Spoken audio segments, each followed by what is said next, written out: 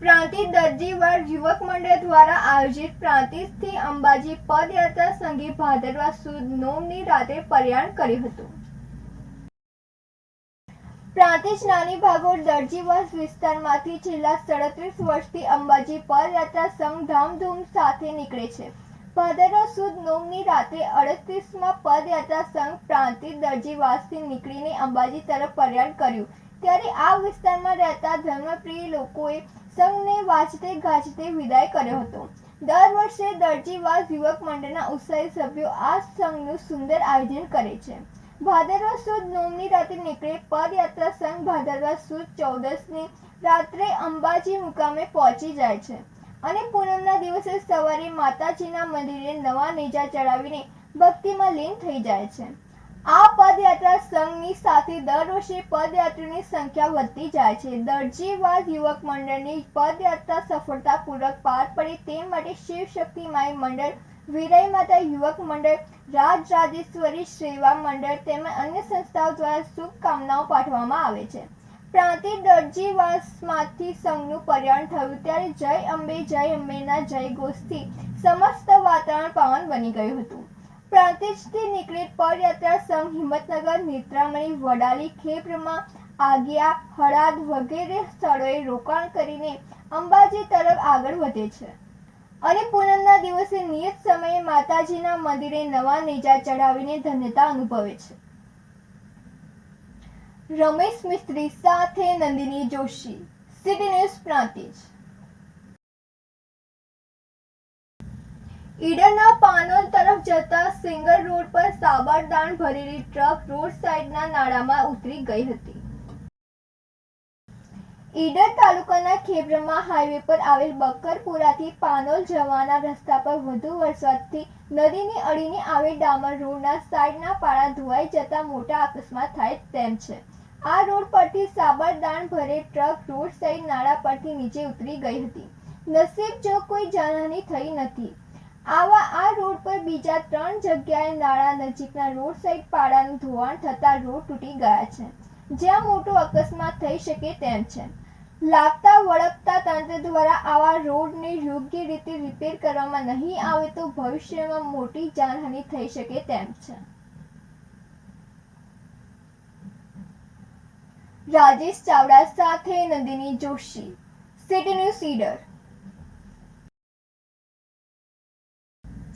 પ્રાંતિજ આંટિયાવાસમાં 16મા ગણેશ મહોત્સવની ઉજવણી અતિ ધામધૂમથી થઈ રહી છે।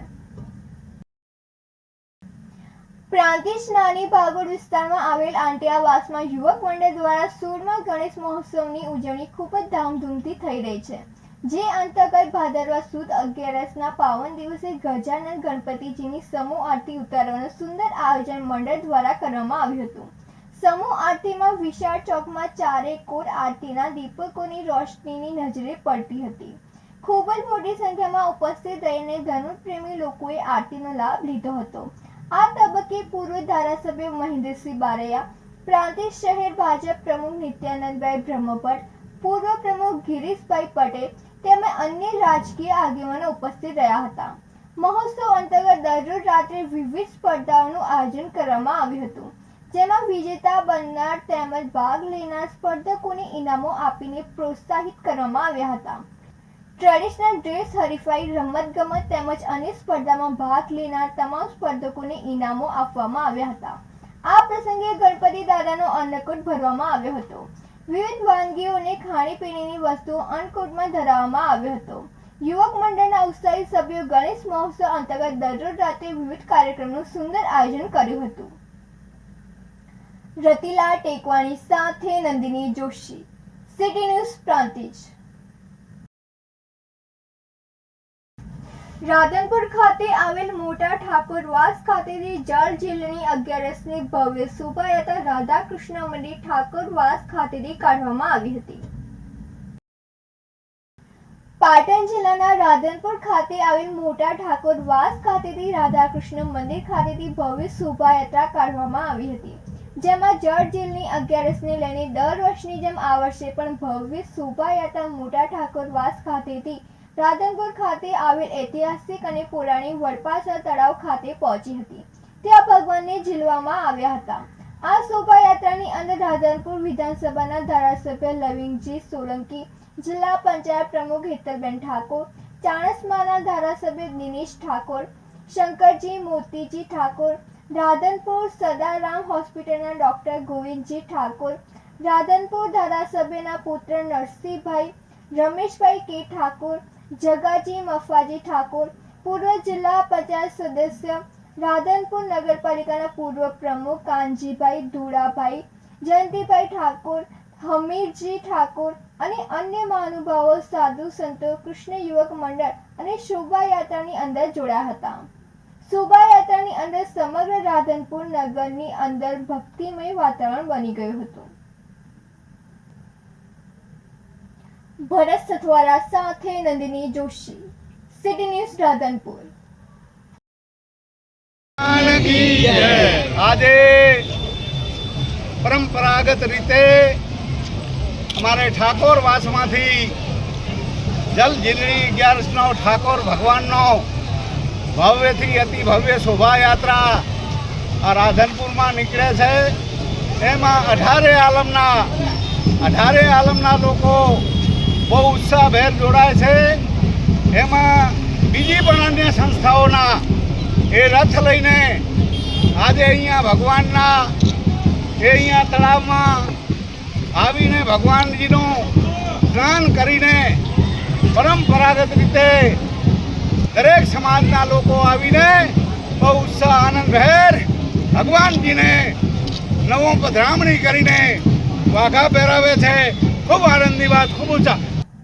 ઈડર તાલુકાની 386 આંગણવાડીઓમાં રાષ્ટ્રીય પોષણ માહ અંતર્ગત વાનગી સ્પર્ધા યોજાઈ હતી. સમગ્ર રાજ્ય સહિત સાબરકાંઠા જિલ્લામાં 30 સપ્ટેમ્બર સુધી 7મા રાષ્ટ્રીય પોષણ માહની ઉજવણી કરવામાં આવનાર છે. જે અંતર્ગત સાબરકાંઠા જિલ્લામાં ઈડર તાલુકાની 386 આંગણવાડીઓમાં રાષ્ટ્રીય પોષણ માહ અંતર્ગત વાનગી સ્પર્ધા યોજાઈ હતી. આ સ્પર્ધામાં આંગણવાડીની બહેનો દ્વારા પૌષ્ટિક વાનગી બનાવવામાં આવી હતી અને તંદુરસ્ત હરીફાઈ યોજવામાં આવી હતી. આ ઉપરાંત રાષ્ટ્રીય પોષણ માહની ઉજવણીના ભાગરૂપે એનિમિયા, વૃદ્ધિ, દેખરેખ, પૂરક ખોરાક, પોષણ ભી, પઢાઈ ભી અને સુશાસન, પારદર્શિતા અને કાર્યક્ષમ રીતે સેવાઓ પહોંચાડવા માટે ટેકનોલોજી જેવી વિવિધ થીમ આધારિત કાર્યક્રમો કરવામાં આવી રહ્યા છે. માહિતી બ્યુરો સાથે નંદિની જોશી, સિટી ન્યૂઝ ઈડર.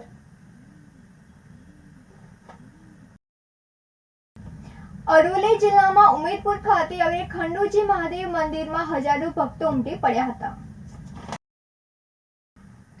અરવલ્લી જિલ્લાના ઉમેદપુર ખાતે આવેલ ખંડુજી મહાદેવ મંદિરમાં હજારો ભક્તો ઉમટી પડ્યા હતા.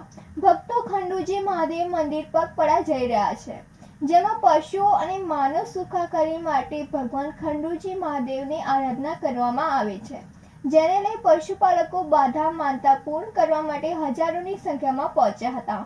ખંડુજી મહાદેવના નાદ ગુંજ્યા ભક્તોનો ભારે ધસારો જોવા મળ્યો હતો, જેથી ઉમેદપુરમાં ભારે જન સૈલાબ હોવાથી તમામ રસ્તાઓ બંધ થયા હતા.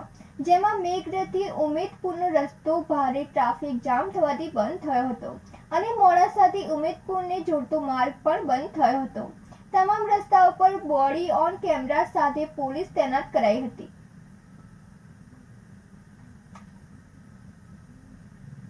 ભરત કડિયા સાથે નંદિની જોશી, સિટી ન્યૂઝ મોડાસા. ઈડર વીરપુર જવાહર નવોદય વિદ્યાલય શાળા કેમ્પસમાં ઈડર સામાજિક વનીકરણ વિભાગ દ્વારા તાલુકા કક્ષાનો વૃક્ષારોપણ કાર્યક્રમ યોજાયો હતો, જેમાં 500 જેટલા વીર વૃક્ષોનું વાવેતર કરવામાં આવ્યું હતું. એક પેડ માં કે નામ અંતર્ગત ઈડર તાલુકાના વીરપુર ગામની પાસે આવેલ PM નવોદય જવાહર કેન્દ્રીય વિદ્યાલય ખાતે 75મો તાલુકા કક્ષાનો વન મહોત્સવ વિસ્તરણ રેન્જ ઈડર સામાજિક વનીકરણ વિભાગ દ્વારા શુક્રવારે 9:30 કલાકે યોજાયો હતો. જવાહર નવોદય વિદ્યાલયમાં દીપ પ્રાગટ્ય કરી ચંદન રૂપા આપીને ઈડર ધારાસભ્ય રમણલાલ વોરાનું સ્વાગત કરવામાં આવ્યું હતું. જવાહર નવોદય વિદ્યાલયના વિશાળ મેદાનમાં પધારેલ મહાનુભાવોના હસ્તે 500 જેટલા વેટ વૃક્ષોનું વૃક્ષારોપણ કરવામાં આવ્યું હતું. આ પ્રસંગે ઈડર ભાજપ પ્રમુખ, ઈડર તાલુકા પંચાયત પ્રમુખ કાંતિભાઈ પટેલ, ઈડર મામલતદાર ભાવેશ પટેલ, જવાહર નવોદય વિદ્યાલયના આચાર્ય બાલુરામ મીણા, અજીતભાઈ શર્મા, વીરપુર સરપંચ પિયુષભાઈ પટેલ, ઈડર RFO ગોપાલભાઈ પટેલ તેમજ વન વિભાગ ટીમ તેમજ નવોદય વિદ્યાલયના સ્ટાફ સહિત બાળકો મોટી સંખ્યામાં ઉપસ્થિત રહ્યા હતા અને કાર્યક્રમને સફળ બનાવ્યો હતો. રાજેશ ચાવડા સાથે નંદિની જોશી, સિટી ન્યૂઝ ઈડર.